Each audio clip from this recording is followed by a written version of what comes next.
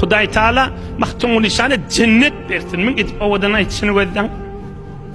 Ördek dili dogada, torgoy dili senada, qadlar qalgy pawada, gözü umman içinde.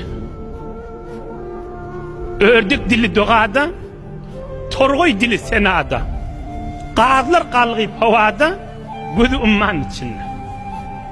Tuti kuşlar zarlaşıp, hak emrini gözleşip, adam dilini sözleşip, gelir insan içinde. Keyik aydır ağlar men, hakkı sıtkım bağlar men, bağlalarımın derdinden yüreğim kan içinde.